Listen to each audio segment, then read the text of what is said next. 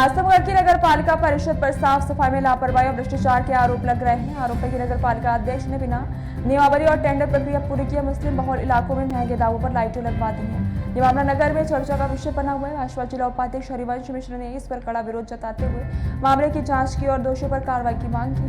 उन्होंने आरोप लगाया कि अधिकारियों पर भुगतान का दबाव बनाया जा रहा है। इस मामले में नगर पालिका अध्यक्ष ने सभी आरोपों को बेबुनियाद बताया। उन्होंने कहा कि बिना टेंडर कोई भी ठेकेदार लाइट नहीं लगवा सकता। देखिए, नगर पालिका परिषद पूरे नगर पालिका का है, न कि एक मोहल्ले का है। नगर पालिका परिषद से जो लाइटें एक मोहल्ले में क्यों लगाई गई हैं, विकास हो, पूरे नगर पालिका का विकास होना चाहिए, लेकिन एक मोहल्ले का विकास करके पूरे नगर पालिका का धन, वो भी गलत तरीके से। जबकि मुझे पता लगा है, क्या सही है क्या गलत हो तो अपनी जगह है, लेकिन मुझे पता लगा है कि बिना टेंडर के अपने पद का दुरुपयोग करते हुए अपने चहेतों को टेंडर उसमें काम कराना ये दुर्भाग्यपूर्ण है। कम से कम उसकी नियमावली में जो सरकार की नियम है, नियमावली के तहत काम होना चाहिए। कम से कम उसका टेंडर होना चाहिए। टेंडर करके और उसको जो भी जिसका भी टेंडर हो उसको तहत पूरे नगर पालिका का विकास करना चाहिए। लेकिन अगर अपने पद का दुरुपयोग करते हुए केवल अपने मातहतों को ये काम देना और ऊपर से क्वालिटी भी घटिया लगाना, ये ठीक नहीं है। कहीं न कहीं ये जांच का विषय है।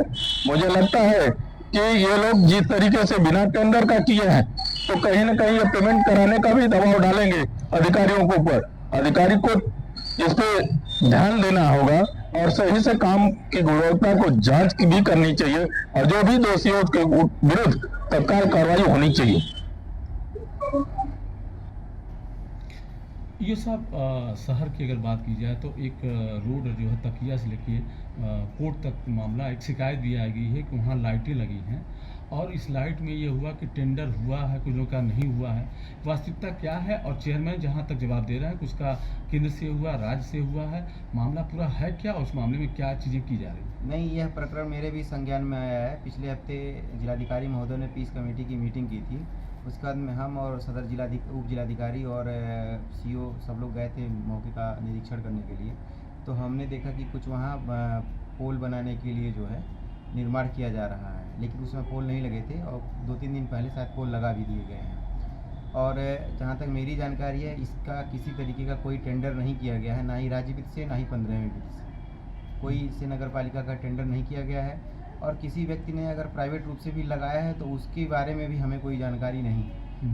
लगभग 15 से 20 पोल के आसपास में लगे हैं और अगर कोई संस्था लगाती है या कोई प्राइवेट व्यक्ति लगाता है तो वो भी हमसे एक बार संपर्क करता है कि भाई हम लगाना चाहते हैं। इस तरीके का भी कोई हमारे संज्ञान में नहीं हुआ। तो कितने का ये लगता होगा जो पोल लगे हों, कितने का बजट का होगा? अब इसका एग्जैक्टली आकलन तो मैंने नहीं किया है, लेकिन मेरे ख्याल से